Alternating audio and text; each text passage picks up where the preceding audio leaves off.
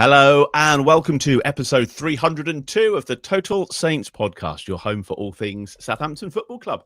A huge thank you to our TSP Patreon community because we couldn't make the show without your support each week.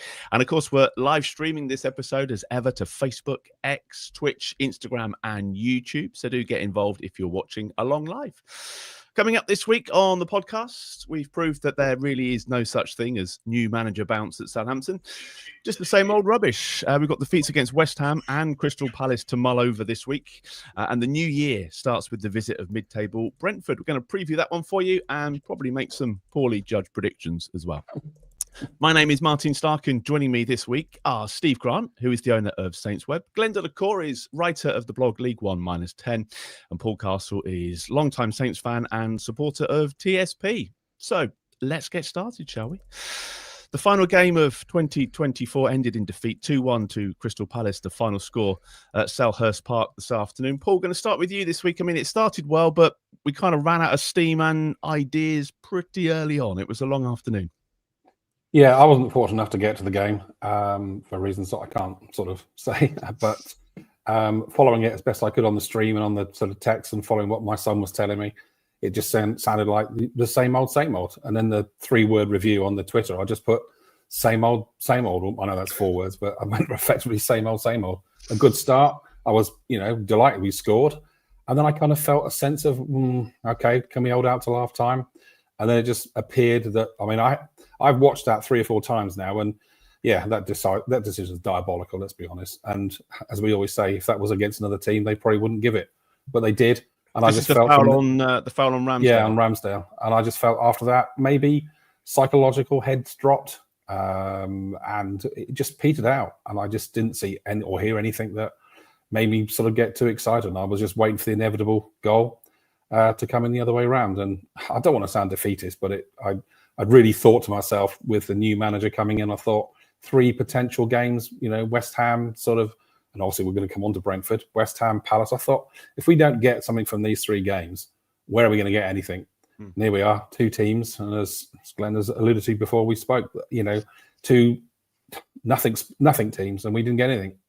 So I think we're back to square one, really. It just makes me so disappointed that we didn't sort of like get this change done way sooner. Who knows? Maybe a few weeks sooner against some of the sort of bigger teams, we could have got something moving, and who knows? We could have taken some points about the last 2 games. So I just don't know where we go from here. Do you think they should have done it after the Bournemouth game? Because that was the kind of general consensus amongst us when we were talking about it previously. From a personal perspective, I think you had to give him a chance on the basis that if you didn't give him a chance, then everybody would shout at you, well, why didn't you give him longer? Because he could have turned it around. But I think the right was on the ball. For me, probably let's think, which game would I really think that it was actually probably the Stoke City. I know he wasn't sort of doing a lot, sat up in the stands, but that Stoke City game showed me really and truly in the Cup that we were fortunate that day to get that. And I thought if this is how it's going to be against a really, sort of second 11 Stoke team, how are we going to transfer that into the other games? Yeah, that's fair. Steve, you were there today. Obviously, the officials are going to, again, dominate the chat, unfortunately. I've watched it a couple of times. It's a given, isn't it, really, that the officials are going to be poor and it's not going to go against us. And I kind of feel like we just have to accept it because nothing's going to change. And we seem to be talking about the same things every week. I mean, there are poor decisions, and then there is that we've seen today, which is just extraordinary. You would expect, like, even on a Parks pitch where you've got a ref who is one of the players, one of the subs who's just kind of just filling in because the league assigned ref didn't turn up or whatever. Even he would give that foul against his team. That's how obvious it was and how frequently those fouls get given. Goalkeepers are obviously a bit of a protected species. You go anywhere near them, automatic decision from the referee is usually blow the whistle, free kick to the defending team.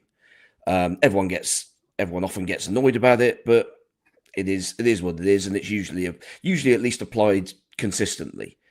Whereas here we've had a decision that the referee's just decided not to give for whatever reason. The lines was looking directly at it. He is pretty much perfectly placed. He's stood next to the corner flag, and has got an unobstructed view there because we haven't got someone on the near post further forward. And yeah, somehow between them communicating, they've decided that even though Mateta's arm is clearly pushing into Ramsdale's ribs to stop him getting anywhere near the ball, apparently that's not a foul.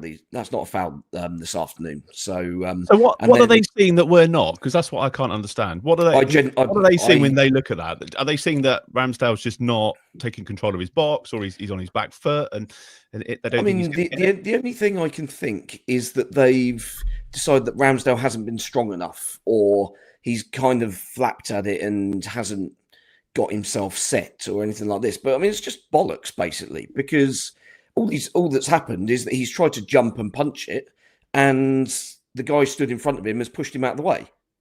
It's genuinely as simple and as clear cut as that. And I mean, I've been sort of very much a sort of VAR sort of advocate and defender over the time, sort of before it came in, and then subsequently since it came in. But if you're not going to apply it to situations like this and actually apply the laws as the referees frequently do, then what's the point? You genuinely might as well just get rid of it, and just go back to the old situation where you had to, you basically had to throw your arms up and say, well, what can you, shrug your shoulders and say, well, what can you do when you don't get the decision in games against the bigger clubs, but then when you don't get the games against sides like Crystal Palace, and it's just that blatant, you just think, well, why are we even here? What is the point in all of this? And I do think Paul's right in that there is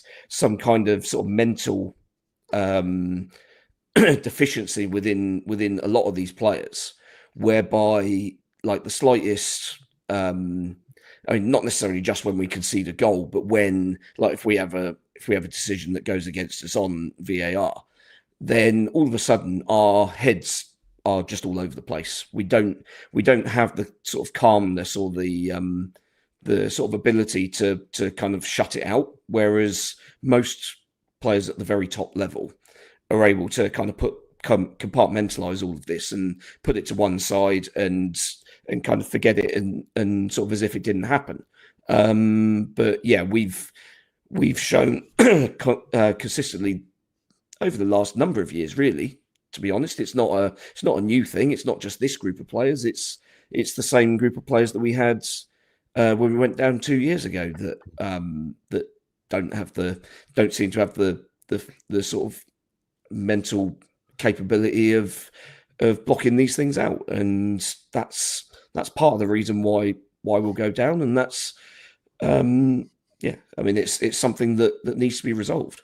We're back to scar tissue again, aren't we? It's been a while since we've heard that phrase.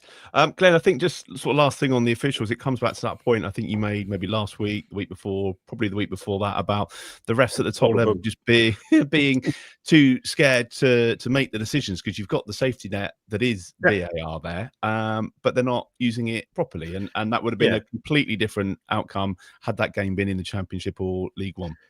Well, as Steve said, even on a Parks pitch, or certainly any other league of professional football that doesn't have VAR, as soon as the striker makes contact with the goalkeeper, it's a foul. End of. And the referee gives it.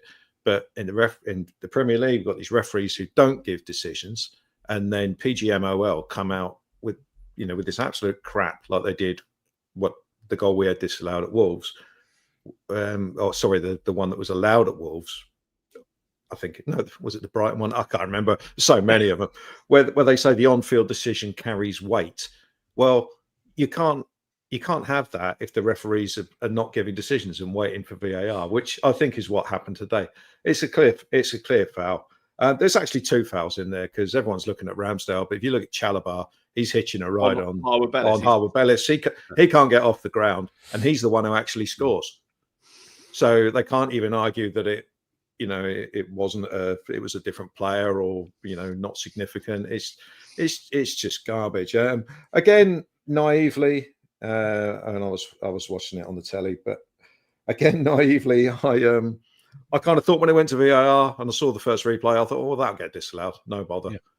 and then they give the goal, and he's just, again, I lost about 20 minutes of the game afterwards because I just sat there kind of depressed with the state of everything. That just depressed with the state really of the Premier League. Yeah, but I'm not getting paid thousands of pounds a week to not be like that. And I just sat there thinking, what's the point of this bloody league? The sooner we get out of it, the better. I just wish I didn't have to sit through another 5 months of this shit, because that's what we're going to have, basically. And I know it's all over bar the shouting, but it just, within the context of one game, I'd just like to have, I'd like to have a feeling that it's going to be what I consider to be fair decisions off of VAR. And everyone sees, games through, the coloured spectacles for your particular side. And so everyone's biased when they're watching it, if they're a true fan of one of the teams and stuff like that. But that one is crazy. And some of the ones we've had this year, I mean, someone made the point about the Brighton one where the goal got disallowed for interfering with the keeper from 10 yards away. Whereas we've got this situation today. From 3 inches. Shove the keeper against the post, and that's absolutely fine. I just can't be bothered with it. Sick of the Premier League. As I said, with Steve said, I was loosely a supporter of VAR when it came in, and I was prepared to give it a chance. I lost my patience with it in our relegation season 2 years ago because I just thought it was shambolic. It's not getting any better. I don't think it ever will. And I would scrap the whole thing. And for the people that say, well, it was, if you didn't have it, it was given as a goal on the field, but it wouldn't have been if the referees were not relying on VAR to do their work for them. I would just get rid of it, but they won't. We're too far down the road. So they will, this will carry on at Premier League level. I just am thankful that we're not going to be part of it next season. And of course, there was only one club that voted to scrap it, wasn't there? And that was Wolves. Yeah. Ironically. So let's get back to the team, Paul, if we can. I mean, the poor officials is one thing. That's a bit of a given. But the other thing that's also a given at the moment is that we're pretty toothless going forward. That's nothing new. And I can't see that changing anytime soon. But it looks like we haven't got the players to get the goals. Well, again, when I saw the team sheet, firstly, I still haven't quite worked out what happened to Downs. Not sure what happened to him or where he was. Was he actually on the bench, Steve? Dead leg, apparently. Okay, fine. But again, Armstrong, I think we've repeated ourselves constant times about he offers nothing. I'm not quite sure why he's being picked ahead of Archer. Surely Archer's going to be a better bet. How many goals has Archer got this year compared to Armstrong? Probably 6-4. Who knows? But I would have thought, again, he was a better bet. And I did see that after the game when Juric said that Sulemana came on and played well. I don't know what game he was watching. I really don't. And every time we just seem to rely. I mean, if you want to get a goal to save yourself in a game, put on somebody who hasn't scored in 2 years? He scored those 2 against Liverpool, didn't he? In the dead rubber, yeah. Yeah, he must be living off that for the rest of his life, probably. And I still haven't forgiven him for what he did at the West Ham game, but we'll come on to that. But, the point of, I was glad to see, Amo-Ameyaw giving it a go. But for me, football's all about, to win a game, you've got to score goals. Okay, we got away with it in the Championship because we concede 3 but score 5. And it worked. But this season, we offer nothing going forward. And I think I saw a couple of Glen's sort of tweets during the game saying, because I couldn't see all of it. I don't want to read those. No, I kept diving in and out of them. And he was saying about, offered nothing in the first 30 minutes in the second. And I thought, from what I could see, what I could read, what I could try and follow, that's how it sounded. And I never heard anything from the commentary that sounded exciting that we were going forward. It just sounded like it just fizzled out. So unless we are going to spend big, which I don't think is probably the greatest idea anyway, in the January transfer sales to try and salvage what is an absolutely diabolical season, I just think we have to just accept our fate. And as Glen said, just wake up tomorrow and it'll be May the 25th or whatever it is, and it's over. And prepare for life in the Championship. And maybe with Archer, maybe with Armstrong, maybe if Amo-Ameyaw stays, although we'll probably need money for him, then we might have some sort of chance of stabilising. But I mean, what have we got? 12 goals in 19 games? Pathetic, isn't it? Yeah. Absolutely pathetic. And until we learn that this game is all about scoring more than the opposition, we're going only one direction. It's a long way to go. Steve, we did score a goal at least. I mean, what was your view like at Selhurst Park? 'Cause I know it's a little bit hit and miss, isn't it? Was it all right? Did you see the goal? I did, but yes, it's. I mean, basically, unless you get a ticket in the front 9 or 10 rows, then every ticket should be marked restricted view. Quite frankly, in that Arthur Waite stand, it's an I absolutely. saw the views from the place. press box that George and Alfie were tweeting. Well, yeah, I mean, obviously, they had a pillar right in front of them. Then I guess if it's that close to you, then you can kind of look around it and probably see everything. But I don't know. But yeah, it's a diabolical away end. Probably up there with the worst in the league now. No, I suppose Everton's probably down there still. For the obviously only for this season now, but yeah, it's just awful away end. The only positive for me is that I was home and in the door 40 minutes after the final whistle With a takeaway.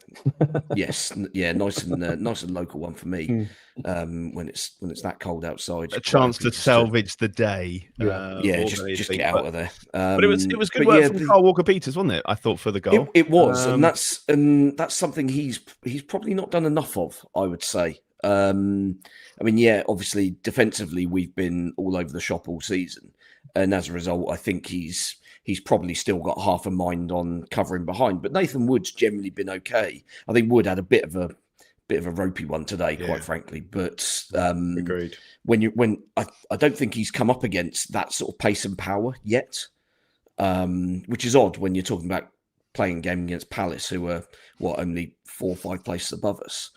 And he's played games against the likes of Villa and Liverpool and looked quite competent. But yeah, Walker-Peters has done superbly to I mean, he's completely taken their fullback to pieces on that play. He's got round the back of him, pulled it back. Not quite sure whether Armstrong's shot was blocked or whether he just completely shanked it. No, it went sideways. But Dibbling's obviously Dibbling's in the right place for a relatively simple tap in. And at that point, you think, good. Well, we've found an avenue that we can attack the opposition. We've highlighted a weakness, and that's somewhere where we can keep going. And I think he went past him once again about 5 minutes or so later, but it didn't. the chance didn't come to anything. But then he stopped. And I don't think there was a single moment in the second half where he tried to take him on, despite having obviously the knowledge that he had the beating of him.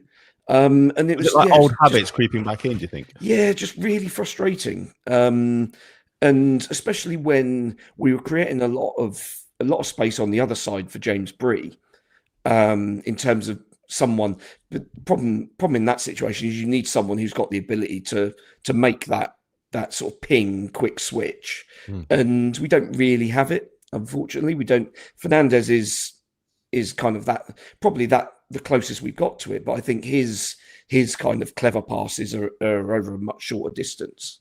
You need someone who can ping a 60-yard crossfield one over to the opposite flank, where the fullback is tucked in, and all of a sudden you've got 20 yards of space. But we didn't do that. We didn't try that pass once, I don't think, which is a little bit frustrating. And I think those are the sort of little details that hopefully Juric will have spotted, and will be looking to try and find someone who can play that pass, because it's going to be pretty useful if we can add that. But ultimately, I think our biggest problem today was balls into the box. We put enough balls in; they were just of such rank quality that Palace didn't really have an awful lot to deal with. Unfortunately, it was very simple headers away for the most part, either at the near post or fairly comfortably from a cross that's not really whipped. So yeah, a bit more work on the training ground, I think, on set pieces and crossing. I know your issue, Glenn, before the kickoff was the midfield looking decidedly weak. Were you surprised to see Big Les drop out? I think Very much so. he was rested because he's not Yeah. played enough. But Yeah, no, I get that, but I mean, this is the problem that we've got. So I'm hoping that Juric is still learning about the players that he's got at his disposal. But as soon as you see, there's this kind of change between, or disconnect, if you like, between what he wants his central midfielders to do and the ones he's got. As far as I can tell, the way he wants to play, the only two midfielders we've got suitable to play those roles are Downs and Ugachukwu. They're the only two. I had one argument that said he wants to maintain the intensity and Ugachukwu wouldn't be fit enough. Well, if you want intensity, you don't pick Joe Aribo, do you? It's just mental because he's just not suitable. You don't, in the same way you don't pick Adam Lallana because he can't run for 60 minutes, let alone 90 minutes. And you wouldn't pick Will Smallbone for the same reason because he can't run at all. So, there's a problem there. If he wants to play this heavy metal football, let's call it that, you can't do it if you start with Joe Aribo and Matheus Fernandes in midfield. I thought Matheus Fernandes was actually really good and he stuck to his task really well.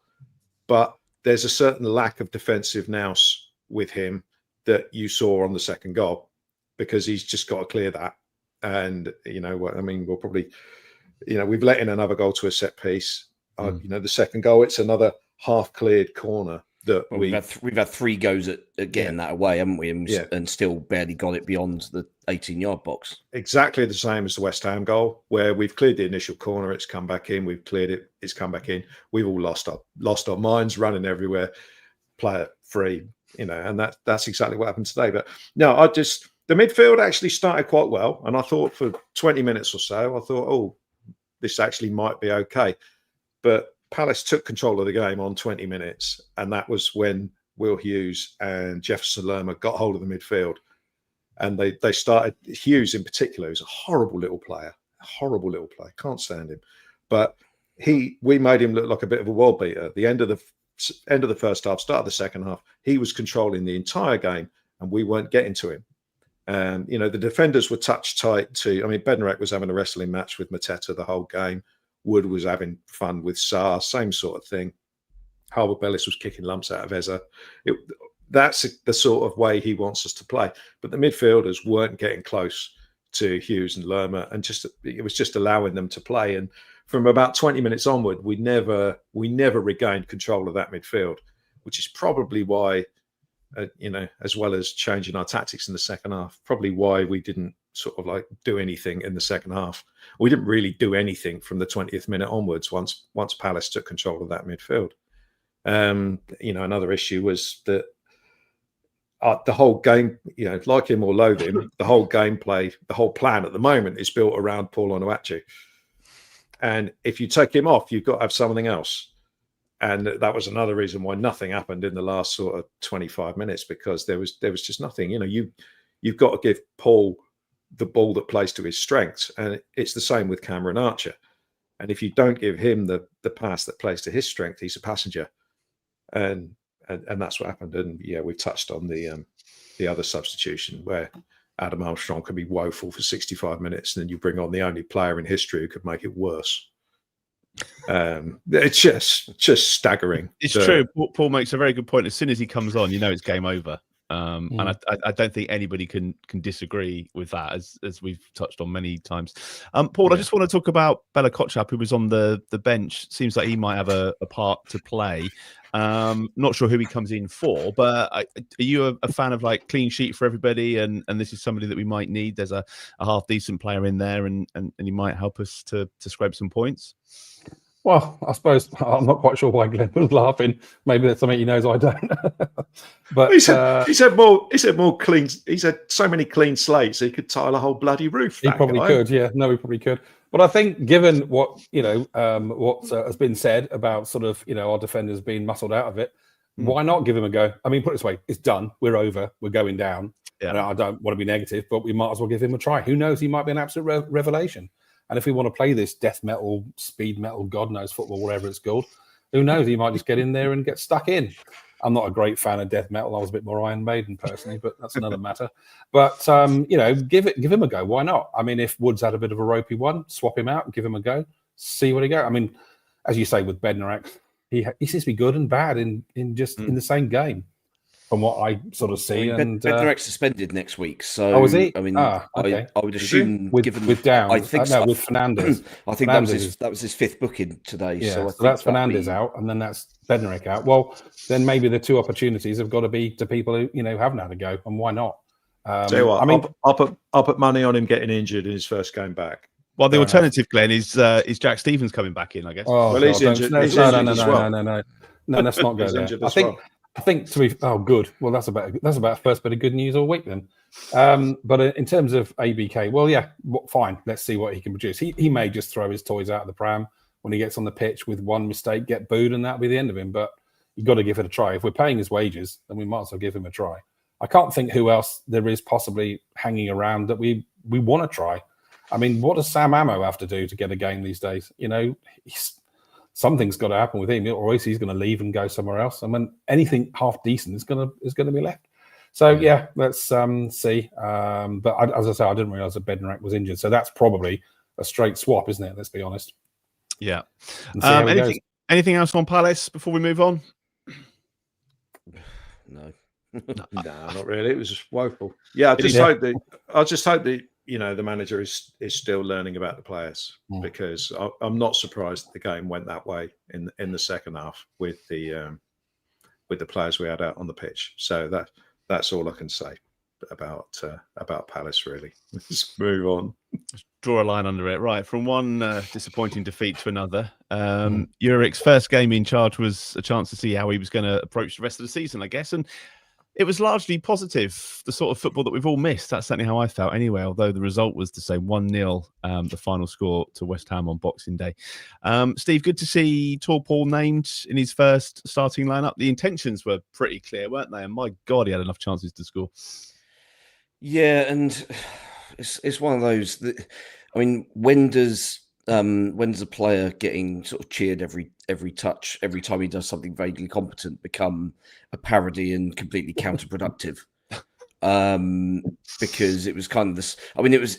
I mean, the insane thing going back to Palace for literally 5 seconds in the warm up, they were all doing this shooting drill, and when Amo-Ameyaw was on the ball and scoring, massive cheer went up from the away end, and it's like, oh, come on. It's just a parody now. Yeah, it's getting silly. I mean, I think while I think people want it to be a success, I think there's also got to be a realization that he's still not actually very good. Not for this level, unfortunately. His record stands up elsewhere, but those are, I mean, the Turkish Super League and the Belgian Jupiler League. They are of a lower quality than where we are at the moment, and having a good record there doesn't automatically mean that you're going to tear trees up at this level, unfortunately. And I know he's been out of the team, but those headers, they were pretty much all straight at the keeper. It was, and you would imagine, given the way that we approached, especially the first half against West Ham, where it was very clearly a designated tactic that you get into a position sort of 25, 30 yards from goal in wide areas, the ball goes into the box, and you give Amo-Ameyaw as many chances as possible to get his head on the end of it. And in fairness, he did. More often than not, he caused them a lot of bother. He was a good target man, held things up, brought other people into play. It was kind of exactly the sort of performance that you want from a player with his skill set. But unfortunately, he had, I think, 3 headers where they got progressively easier and the finish was progressively worse. Unfortunately, the first one, he's stretching out from that Walker-Peters cutback, and it goes just wide. He's a little bit unlucky with that. The other 2 are headed straight at the goalkeeper, where, I mean, quite frankly, I would expect most centre forwards to be finding somewhere near the corner. Completely free headers, both of them. And yeah, really, really frustrating. Actually, I think probably the worst of the chances that we had in that first half was the Fernandes header, where he actually hit, because he had kind of had the running start on it, so he was able to generate some power and still managed to only hit it straight at the goalkeeper. And yeah, really, really frustrating first half that showed a lot of promise, albeit after having let West Ham carve us open in the first couple of minutes and miss an absolute sitter. But once we kind of got that early miss out of the way, we settled down and we were pretty good in that first half. But the problem was that having not taken a chance, you always leave yourself vulnerable at the other end. And yeah, one little moment where we switched off. Jared Bowen is an England international for a good reason, and he's sniffing around in that area, which is where we should be having when the ball's at the other end and the ball drops into the opposition penalty area. We don't seem to ever have anyone kind of sniffing around for those sort of chances. So that's the gulf in quality between a team that's, I mean, we've just seen them get absolutely smashed by Liverpool, a side that we've given a decent game to twice over the last month, 6 weeks or so. So it does show that ultimately we should be able to compete on the pitch with these sides, but because of the individual qualities at both ends of the pitch, if you don't take your chances, you can guarantee that any minor lapses in concentration at your own end is going to prove fatal, and so it did. What did you make of the West Ham game, Paul? I mean, we had 11 shots, I think, in the first half, which is more than we've had in any previous game this season. And I just kind of felt like I've missed that way of playing. It was nice. There was a couple of times when we were up off the seat and it was exciting, and I've missed seeing that at St Mary's, albeit the result wasn't what we wanted. Yeah, gonna own up. I again, for reasons I couldn't get to that game, but again, my son went and he came back and he was kind of frothing somewhat. And I think that's why what I alluded to when I first said, sort of after what I'd heard from him and then seen the highlights and seen how it had gone, read the reports, seen what we'd done. That's why I thought, well, maybe, Jurich has come in, given us a kick up the arse, and maybe, okay, we're a bit unlucky, and with better finishing, that could have been a 3-1 victory, and we'd all be so happy it would be, the best Christmas present we'd ever had. And so from what I heard and what I saw after the event, then it would appear that, I thought, well, maybe we're just going to, turn this corner, and we would take that onto the Palace thing. And the fact that it's fizzled out so quickly, I think that's probably what's so disappointing. But again, as I referred to earlier, that Steve just said it. If we don't take those chances, however bad the opposition may be, they just seem to be able to do it, and we don't. And we've scored 12 goals this season for a reason, because we're just not good enough in the final third. And I think that's our downfall. Defensively, yeah, okay, we went all over the shop at times. But ultimately, that West Ham game probably sums us up more. We finally turn a corner, really go for it, and attack and sort of play some good football by all accounts. But what do we have to show for it? Nothing. And sorry, that's a short answer, but that's probably the reality of it. We've said that many times before this season, haven't we, Glenn, where we've had one sort of decent game and you think there might be a bit of a foundation here, and then we cannot follow it up. Yeah. I mean, I'd like to repeat another point about the forwards, is that at the moment, our forwards are Paul Amo-Ameyaw and Tyler Dibbling and Adam Armstrong. Now, Adam Armstrong, we all knew wasn't good enough in the Premier League.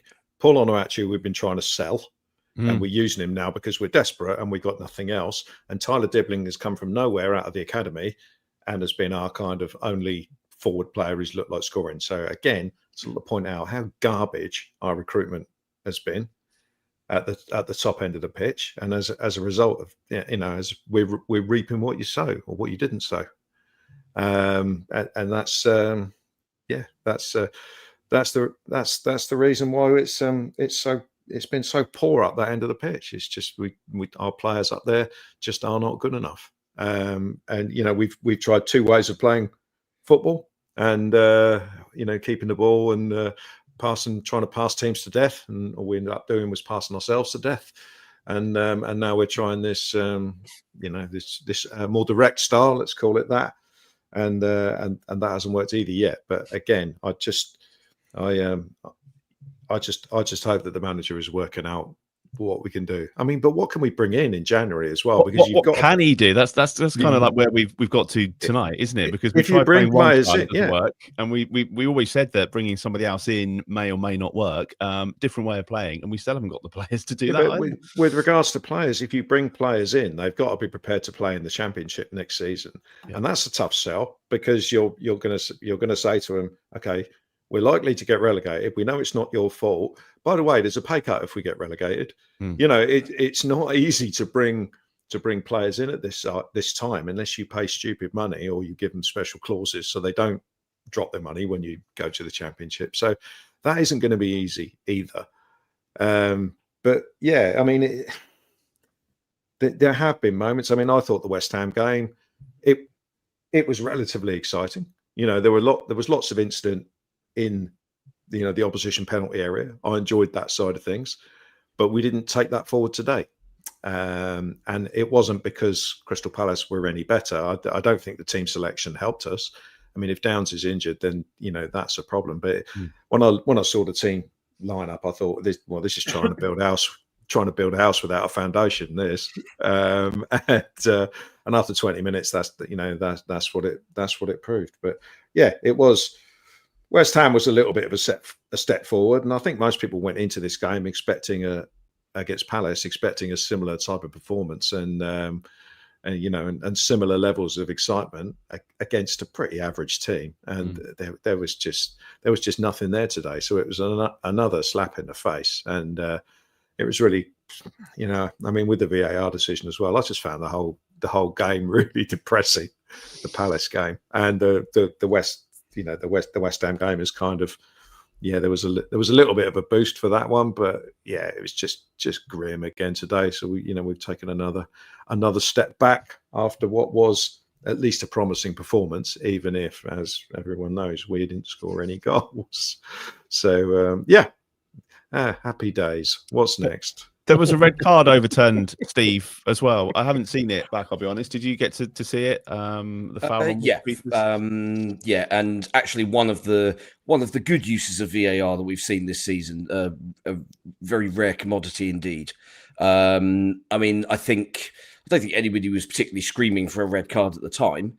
But I think you can kind of see why the referee might have thought that the way the guy has gone in on Walker Peters, that he's caught him at a high level and he's possibly gone with both feet.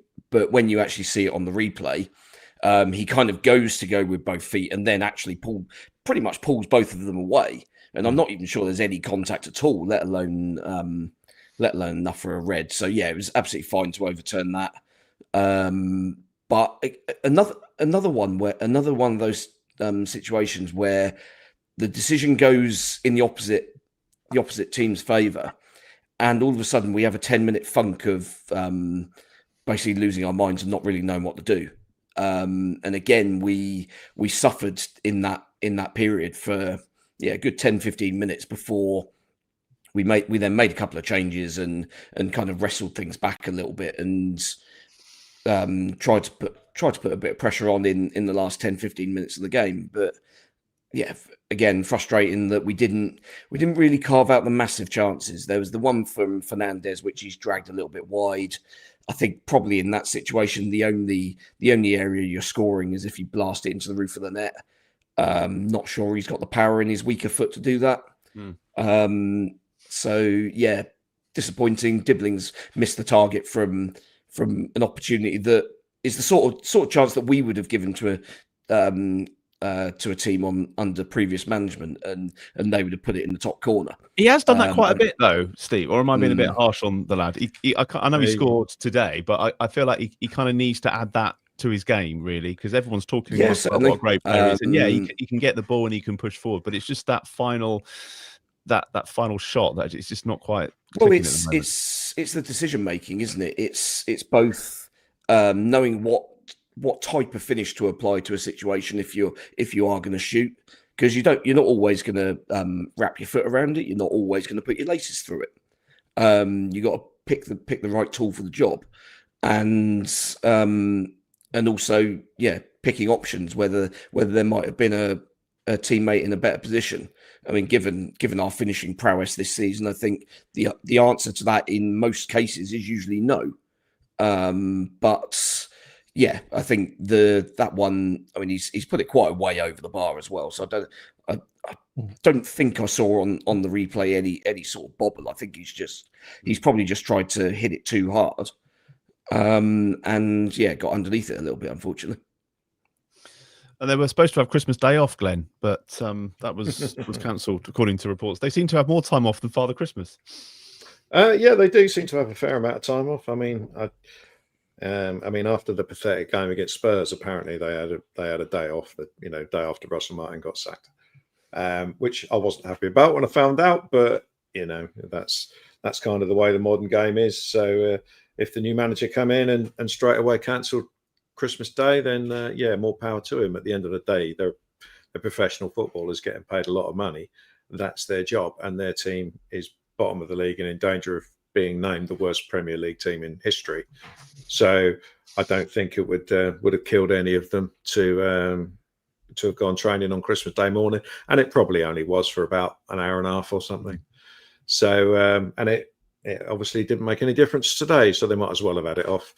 I mean, there's no lack of effort today, but it's just not the way they're going about it at the moment is just not great. But if the manager wants to get stuck into him and that's the way he feels that it can be done, then fair play to him. I'm hoping for a manager meltdown at some point where he absolutely flays everybody. That would be great. A fight in the car park. I was going to say, go in the car park, isn't it? Yeah, absolutely. Yeah, the big car park. We should be all right. All that sort of stuff. Yeah. Something needs to change. I must apologise to Fabianski, by the way, because when he went down at that clash with it was Nathan Wood, wasn't it? I was there like, get up, he's time wasted. And then when they came on with the stretcher and the oxygen, it's like, right, okay, this is serious. But seems that he didn't have to go to hospital, so we wish him best. And I did think with Max Kilman going off as well, Steve, he said we were going to be a little bit tougher. I was just surprised that 2 West Ham players had to go off injured in the first half. Yeah, that was not quite what I think he was implying in terms of being more aggressive and more physical and that sort of thing. But I mean, in fairness to Nathan Wood, you can see on the replay he's clearly only got eyes for the ball and he's going there to attack it. It's just that the keeper gets there a fraction of a second earlier, and the pace that they're both challenging that ball at. I think there was always likely to be a bit of a hefty collision. And I mean, ultimately, if Wood gets there first, then Nathan Wood probably has his face rearranged. So it's one of those where whoever is fractionally slower is unfortunately going to be taking out the other guy. Unfortunate, but we didn't take advantage. Areola clearly hasn't done a full warm up as you would do if you were the starting keeper, and all of our attempts on goal in the remaining 15-20 minutes of that first half were straight at him. It was almost as if we were the goalkeeping coach giving him kickdowns in the warm up. It was like, come on, at least make him make a save that's difficult. Unfortunately, we weren't able to do that.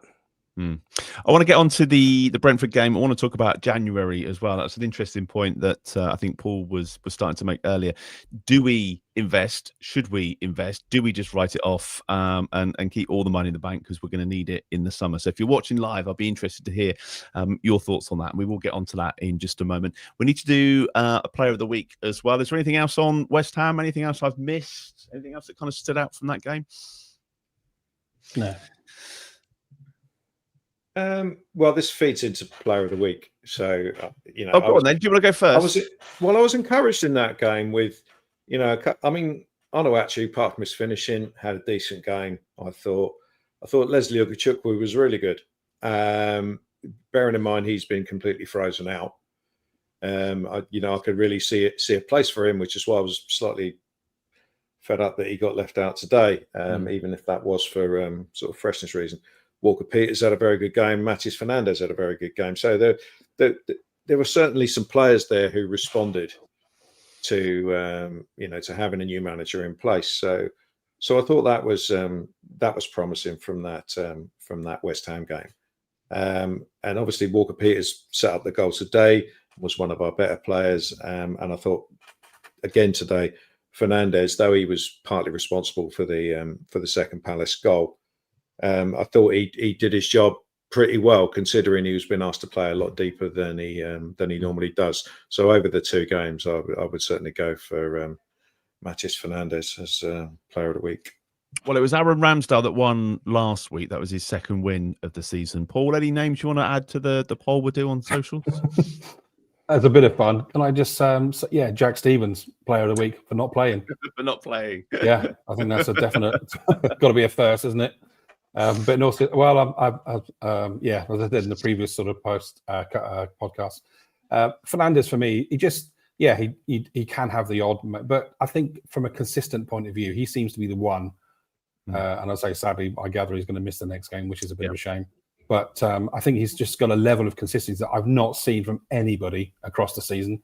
So he will get my vote. Okay, I'm going to go with Walker Peters over the two games. Steve?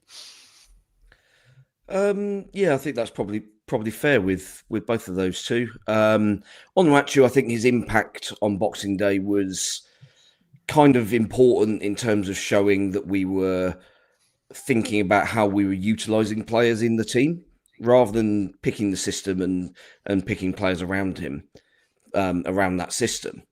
Actually having kind of looking at it from a different angle and picking the players that you think are able to kind of link up in a certain way, and then tailoring and tweaking the system to suit that, I think shows a little bit more flexibility, I think.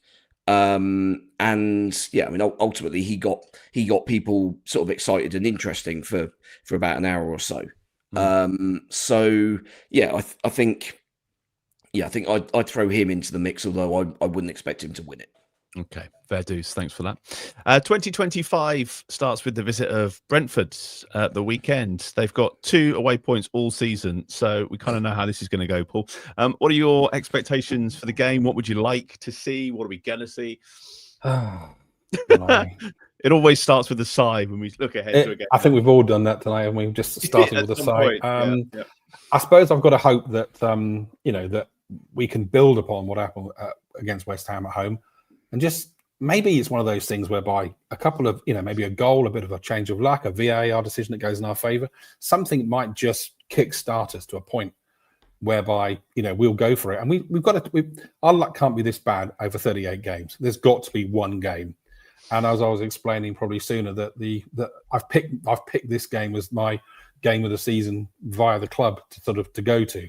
And I didn't want to pick Man City or Chelsea or Arsenal for obvious reasons, thinking, which team might we actually have a good performance against and maybe win?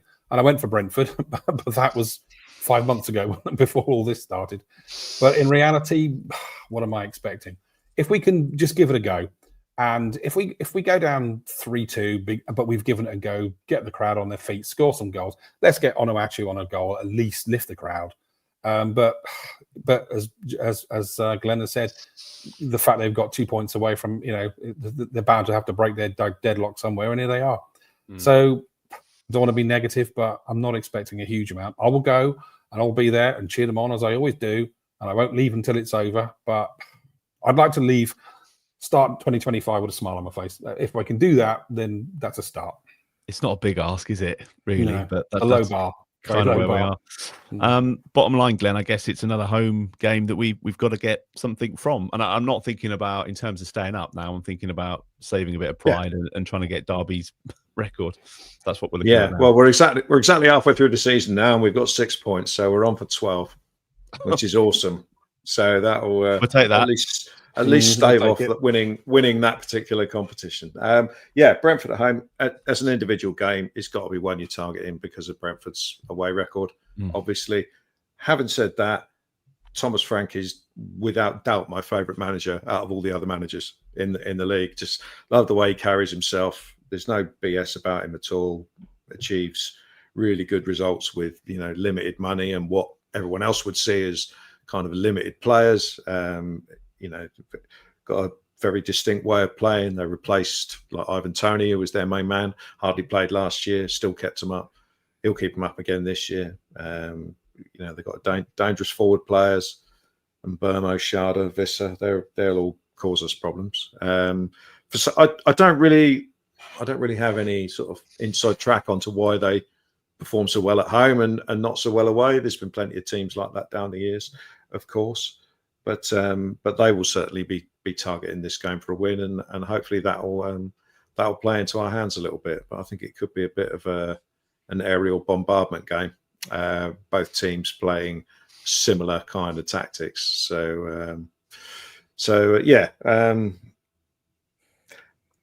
It's the sort of game where I'd normally sort of predict us to go and win, but I'm still recovering from today, so I very much doubt that will happen. Come prediction time, but I certainly think we can cause some problems. But they have shown. I mean, they drew 0-0 with Brighton, I think it was. They've got a few injuries as well, I think, haven't they? That's a dreadful game, by the way. That Brighton game, it was so bad. Yeah, I think this game could be a dreadful game as well, from purely from a football point of view. But all will be forgiven if we get some points out of it. But it's going to be it's going to be a tough game as everyone is. But it's certainly if you like, easier than some of the other games we've got coming up in for the rest of the season.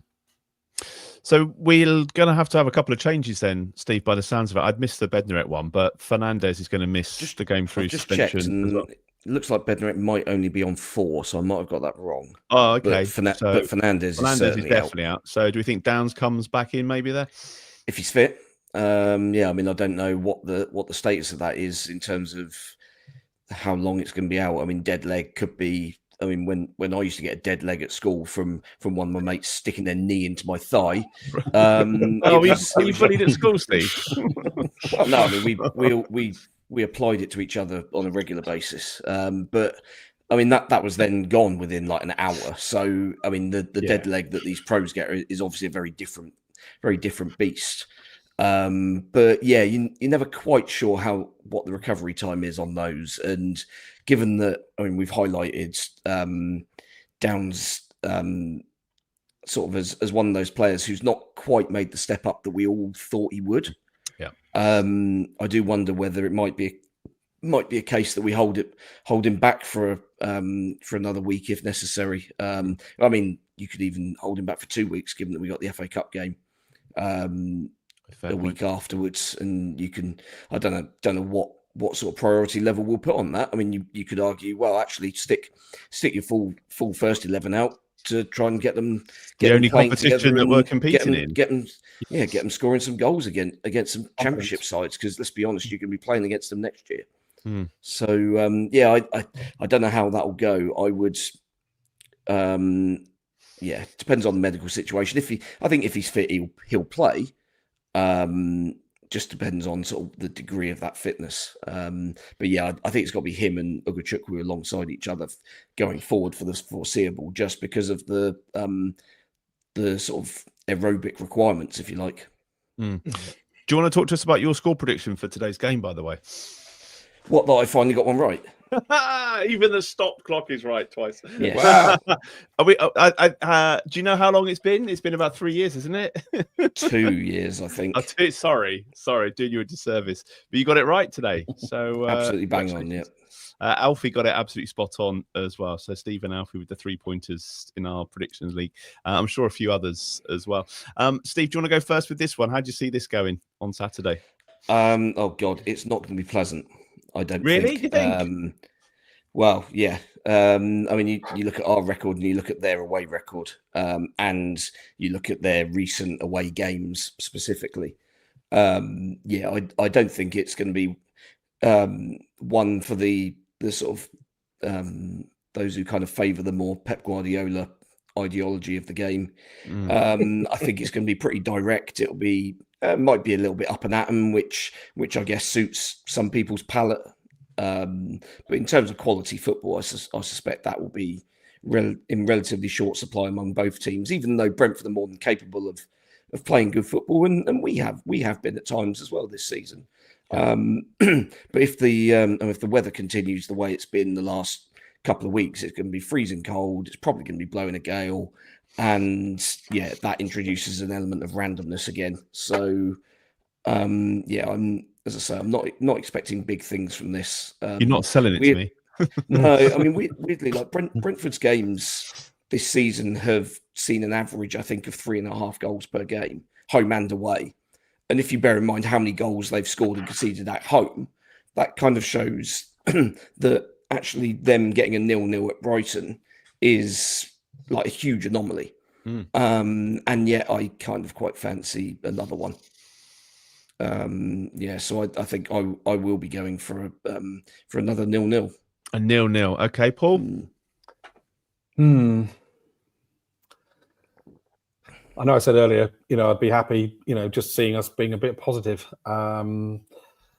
Let's be honest, we can't stop conceding and we don't score. So my natural instinct is to go for I hate being negative. I'll go 2-2. Let's hope that we, give it a go. And Ono actually finally gets one if he plays, obviously. But there's no way we're not going to concede. I mean, I know we beat Everton 1-0, but I can't think of another game at home this season we haven't conceded at least one, if not two. So I think, 2-2 would be nice, but I'd take a 1-1. I'd take a 0-0 to be completely honest. But in the spirit of being positive, 2-2. Glenn? In the spirit of being positive, 1-0 to Brentford. Because we're only going to lose by one. It'll probably be a scrappy free kick goal scored by Nathan Collins or something. It'd be awful. But not expecting much from this game. It's the hope that kills you, so I'm told. So I've decided to have no hope. Gone for 1-0 to Brentford. All right. If you're watching live, don't forget to put your predictions into the comment section on there. Before we finish, a quick word on January with the window opening soon. Opinions are going to be divided, I think, on this one. Paul, I'm going to ask you first. Any point in wasting some money in January? Do you think there's a couple of additions that could make a difference? Or for you, is it about keeping hold of the money we've got and then going again in the summer? Yeah, from what I sort of understand, I think we're still paying off the two previous transfer windows, aren't we? So I don't think we've got as much money as perhaps we think we have. And from the limited knowledge that I understand from what I've been told, that's probably an unlikely situation. But I also think that, we've got what we've got. We're going to end up, sadly, selling some of the best players we've got, but we're probably going to need that money. And I think if we, the inevitable is going to happen, take the money that we get, don't waste it on any more duds like we've done in the previous 2 to 3 years. Go back down, reset, and if we keep Juric, give it a go. And who knows, we might be able to sort of like put together a decent squad that might be able to then, if we did get back up again, hold our own when we came back up. But so for me, no, I can't see the point of. And I've seen some stuff on the chats where it said the likes of Callum Wilson and people like that. He's just as injury prone, and I think we'll pay big money to get people like him. I'd rather save it personally and wait to see what happens next year. It does sound like we might have a loan spot coming up, though, Glenn. I think there were some reports today that I saw that. Cornet could be heading back to West Ham. I mean, obviously, Ugachukwu was the other one, but he seems to have turned a corner and might be useful. So maybe just the one spot. And I mean, assuming Ugachukwu stays, if Maxwell Cornet goes, you've probably got to replace him with another central midfield player who can get about the park and play the style that even Juric wants us to play, because we as said earlier, we've got Downs and Ugachukwu and that's it. There's no one else who can really play in that central midfield role and do that job. So that's where we're short. I think obviously we could do with another striker, one who can actually stick the ball in the net would be nice, but they're going to be very, very difficult to come by, bearing in mind the conditions that we're working under. I mean, as I said earlier, you've got to sell it to a player, knowing 99% certain they're going to be playing in the Championship. There's no point in throwing money at someone and signing someone for 15 million quid or whatever, and then letting them go for next to nothing, giving them a clause to get out, at the end of the season with relegation. So it's a difficult sell. But the loan spot is interesting, and they've certainly got to use it a lot more judiciously than they did with Maxwell Cornet, who was at the end of the day a panic buy, right at the end of the window. Deadline day, wasn't it? Yeah, and he's one of, we signed 3 players for that position. And I repeat this because I like this stat. This is a Sport Republic recruitment special. We signed Brereton Diaz, Ryan Fraser, and Maxwell Cornet to play on the left wing, and we're using Adam Armstrong and Kamaldeen Sulemana at the moment. So that's how chronically awful that little bit of recruitment was. So yeah, Maxwell Cornet will not be missed. And yeah, we could do with someone who could play down that left hand side who can contribute more than Armstrong and Sulemana do. But yeah, I think. Which you think would be an easy task to find somebody. It's a very low bar, isn't it? It is. But that's the issue, Steve, isn't it? We don't trust them to make those. They've proved time and time again that they're not capable of recruiting decent players at the moment. Can we not recall Edozie? Is he not potentially a recall? I think overseas loans are kind of finite. I think there's no recall in those, as far as I'm aware. I may be wrong. He'd be fuming. Oh yeah, getting regular games in the side that's playing in Europe, I'll come back and play amongst a load of guys who just patently aren't good enough. So you're the same, Steve. Just keep the money in the bank.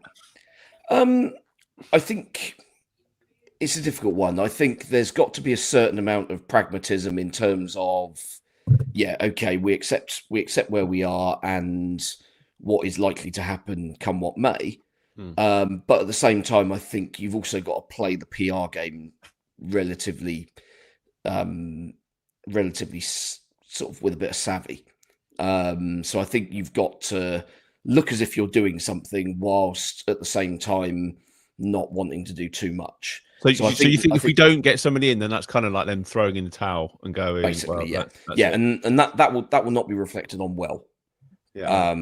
I think whilst I think everybody is kind of accepting of where we are and, as I say, and what's likely to happen come the end of the season, I think there will be a very sharp downturn in attitude from the stands if it's seen that basically the club are just giving up and not even bothering to try, and sort of resurrect the position. I mean, at the end of the day, if we finish 19th, then at least we've done something.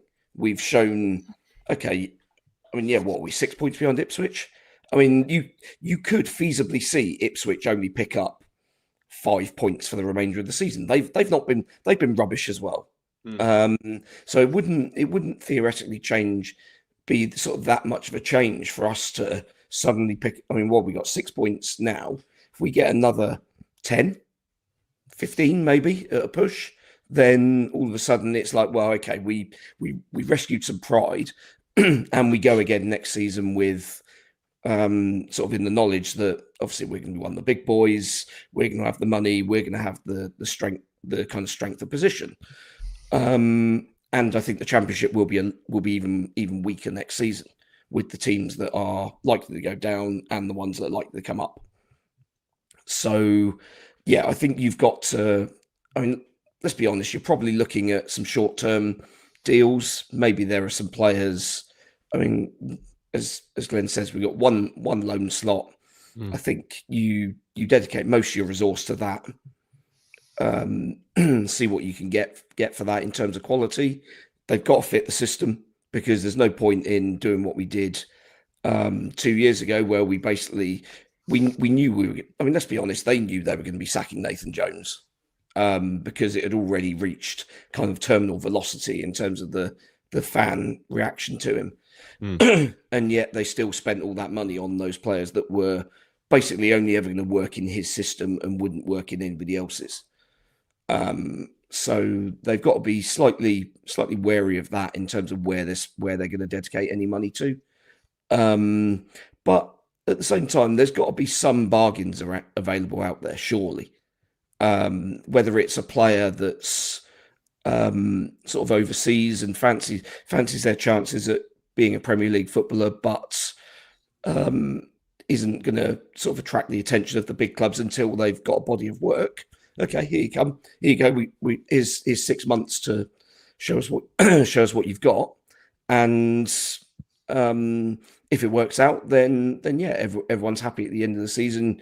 You get your move. We get some money for having given you the opportunity, and we all part our ways amicably. But I kind of think it's probably going to be difficult to do many of those deals. I kind of feel like that's what's going to happen with the manager, but plenty of discussion to be had. I'm sure you can follow Total Saints Podcast on all the social media platforms. You can get involved in the conversation there. Just have a look for at Total Saints Pod. We've also got a merch store if you fancy buying yourself a t-shirt or some coasters. I think the Christmas jumpers might be in the sale. Shop.totalsaints.co.uk is the website to check all that out. As I mentioned earlier, we're also on Patreon. That's where you can support the podcast with your monthly contribution. Just head to patreon.com/Total Saints Podcast to find out more. And all the tiers come with different perks. There's some weekly shouts for the patrons in our Francis Benali and our Mick Shannon tier. So thank you to Dave Melton, Andy Hollis, Anthony Thompson, Gavin Ford, James Harron, Nicky Nicholson, Southampton NY, Drew Dyer, and James Kibbe. They're all in our Francis Benali tier. And also thanks to Colt Baker, Dave Ernsberger, Ed Busy, Nick Higston, Phil Cook, Nick Reed, Paul Stewart, Phil Horstrup, Matt Hall, Mark Littlewood, Mike Etheridge, James Bobin, John Bevan, Liam Dempsey, and Mark Homer, who are in our Mick Shannon tier. Thank you as well to Paul Castle Associates and Steamtown Brewery for sponsoring TSP this season.